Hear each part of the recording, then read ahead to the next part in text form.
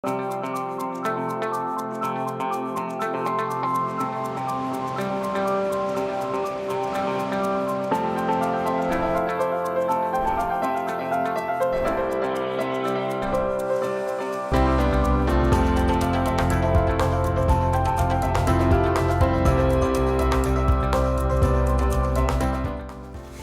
afternoon and thanks for joining us. I'm Judy Simpson. Some things are part of the natural aging process. For example, our bones, muscles, and joints can get smaller or lose strength as we age.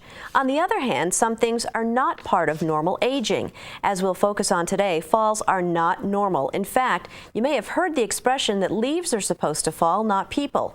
Well, to find out more about preventing falls and ways to improve our balance, I'm joined by this afternoon by two guests. Dr. Rosie Hill is with the UVM Medical Center, and she specializes in adult primary care, and Maggie Holt is a physical therapist and the part of a Falls Free coalition called Falls Free Vermont. Thank you so much for coming in. Thanks for having us. Dr. Hill, can falls be prevented? Yes, falls can absolutely be prevented. So even though we know that as people get older, they're at increased risk for falling, it does not mean that falls are an inevitable part of the aging process. And there are risk factors that we know exist for falls. Some are modifiable, some are not.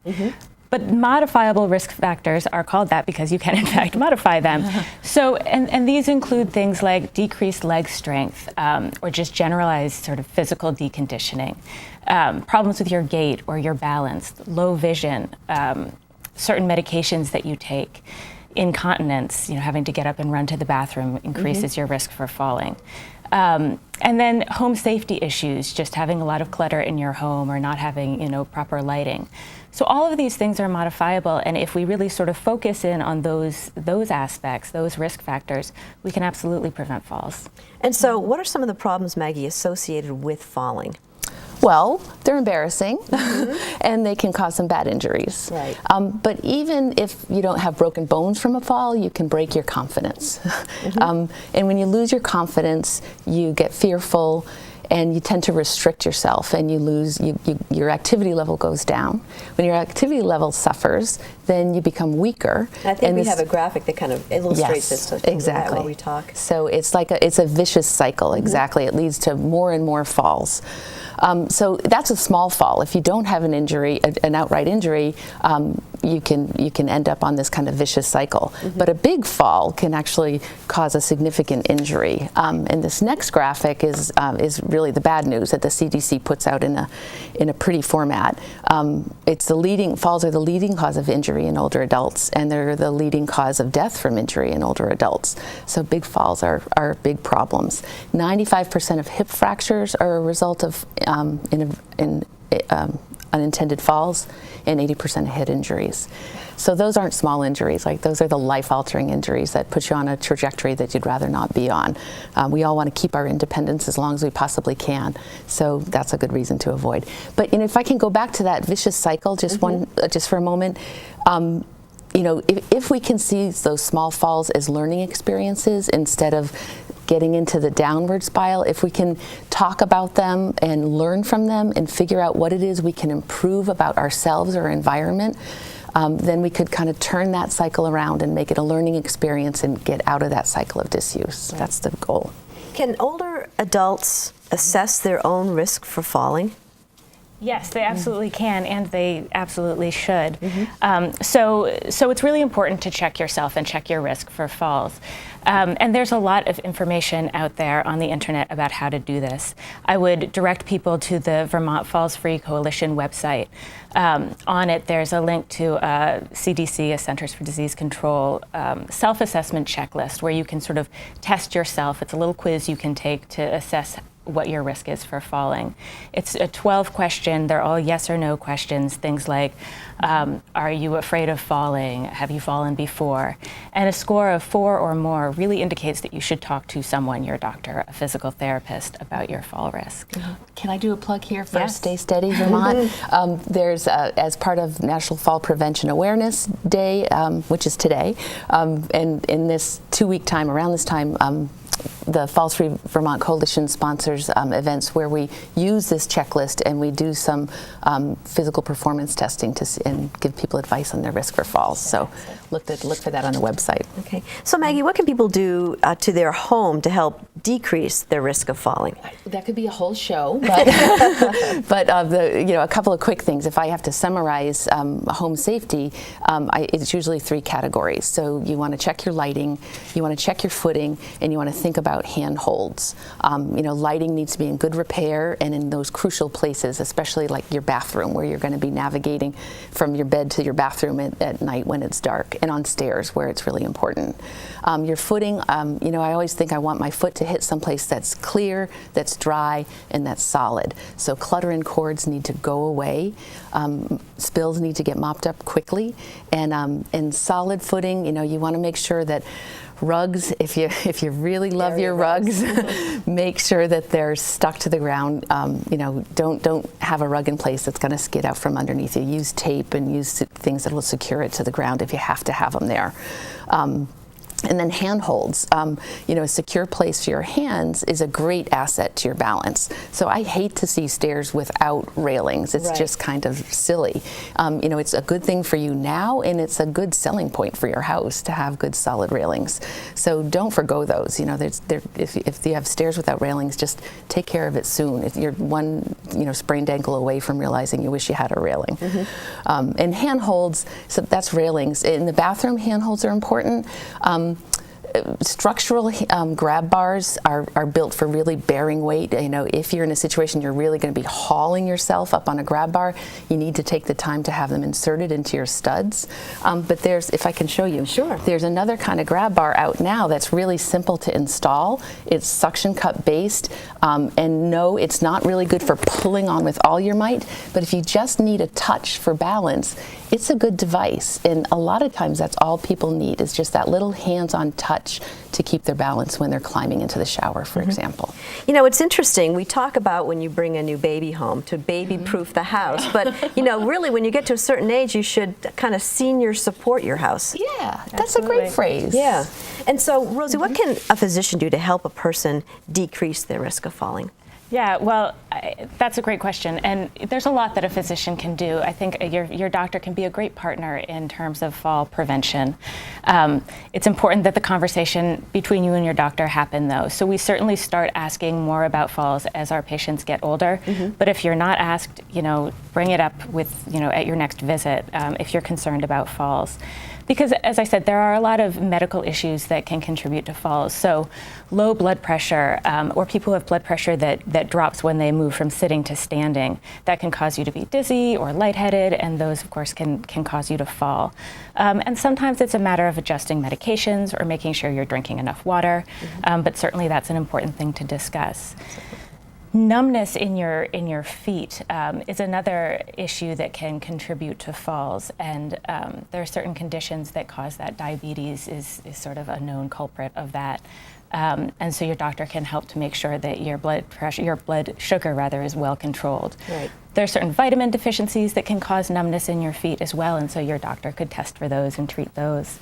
I mentioned incontinence earlier. Again, it's a huge risk for falls. People don't really like to talk about it, but it's important to bring up because there are therapies for incontinence. You should make sure you're having your vision checked at least once a year. And then medications. So it's really crucial that you and your doctor, talk about what medications you're taking, because a lot of meds that we take for sleep, for pain, for a host of other issues can contribute to fall risk. And over-the-counter medications are a big part of this, and they're not all innocuous. So a good example of that are the PM medications that help you sleep that are sold over the counter. That PM means that there's diphenhydramine, which is also known as Benadryl, in those medications. We know that as you get older, diphenhydramine increases your risk of falls and confusion and a lot of other side effects that it causes. So it's crucial that your doctor know what you are taking over the counter and that you guys go through your medications and see if there are any adjustments that can be made. So you really have to take a team approach to this. Absolutely. And speaking of which, how can a physical therapist help a person prevent falls? Well, a PT is going to do everything he or she can to help a person stay active, because As we've been talking about, leg weakness, poor balance, and walking problems are some of the biggest modifiable risk factors that have a bearing on the equation. So the chief way physical therapists do this is through exercise. There are two main ingredients to any kind of exercise program that's going to work. One is it has to be challenging, and two, it has to get done. That's the big thing. It has to be a habit. So, to challenge muscles, to be stronger, you have to make them tired. So we'll help you figure out how to really focus in on muscles and fatigue them so they'll build strength for the next day or the next week. And then balance exercises really have to be done. You have to lose your balance a little bit to practice gaining your balance. So we help you kind of figure out what point it is for you to practice that, and then set up a safe setting to actually practice your balance in. So those are some of the individual things we're doing. A physical therapist will always aim to have a home exercise program for the patient that they're working with. And some people are good at taking that home exercise program home and doing it, but lots of people aren't. Yes. A lot of people use it as a stepping stone, so they take that and they get up a notch, and then they go to the gym and they continue to exercise there. Or they look for a community exercise program, and I want to give a big shout out to community exercise programs. The Falls Free Vermont website, the coalition website that I think we can have a screenshot of, has an amazing list of exercise classes that are organized by county across the state. Actually, Across the Fence is going to feature some of these classes on a monthly basis from here on. So next month, on the 27th of October, the enthusiastic folks from Tai Chi Vermont are going to come give a demonstration. Tai Chi is one of those tried and true exercise programs that really helps with fall prevention. There's also Bone Builders, there's Enhanced Fitness, there's Growing Stronger, and there's A Matter of Balance. We have a lot of these programs in the state. And it can, too, be important to use your cane. Yes. So that's the other thing that PTs often do is recommend an assistive device, a cane or a walker. It's not usually a popular recommendation, but if you go back to that cycle of disuse, an assistive device might be the thing you need to kind of, get that cycle back going. If you use your assistive device to get out to an exercise class and get your legs stronger, then you might be able to graduate from that assistive device, get away from it. You just use it to supplant your weakness while it's there, and then you grow away from it. Now, the excuse I hear from my mother is, well, I don't need a cane in my apartment. I know where all the furniture is, and I can hold on to the furniture as I go along. No. But that can also be, something that could hurt you if you fall. Right. And you do get very adapted to your own environment. It kind of falls apart if you have to go anywhere else. So she's kind of stuck in that environment too. Right. I brought a cane today just to give kind of a free show on how to size a cane. Is that okay? Great. Good. So a regular cane is adjustable, or this kind of cane is adjustable, and that's the one kind that you're aiming for. People are also always wondering about how high it should be, and the right height for a cane or a walker really is to be at your wrist level when you're standing with your arm at your side. Okay. So in that way, when you put your hand on it, you have just a gentle bend, like a 20-degree bend at your arm. They also wonder about, in a cane, they also wonder what side to put it on. And really it's the side you're most comfortable on, the side where you can swing it and tap the ground lightly without it disrupting your gait pattern. So that's the right height for a cane or a walker. Okay. A lot of times people tell me they don't want to use a device because they think it's going to automatically make them slouch. Right. And that's not true either. What's probably making a person slouch is that their legs are weak and they're really leaning on the device, or they're leaning on the furniture. You don't have to do that if your legs are strong. So use the cane to get to your exercise class and then you can graduate. Okay, once again, Maggie, tell me a little bit more about the coalition Falls Free Vermont. Oh, this is a great coalition that's fairly new.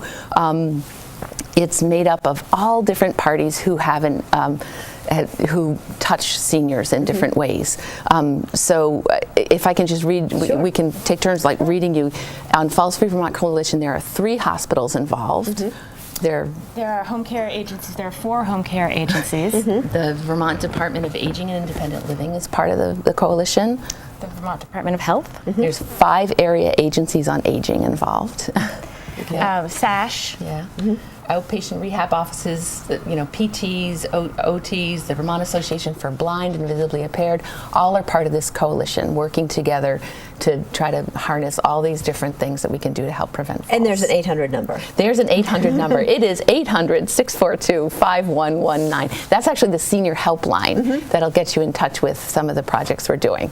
There's a website too. Terrific. Well, ladies, thank you so much for joining me today. Great program. Thank you. That's our program for today. I'm Judy Simpson. We'll see you again next time on Across the Fence.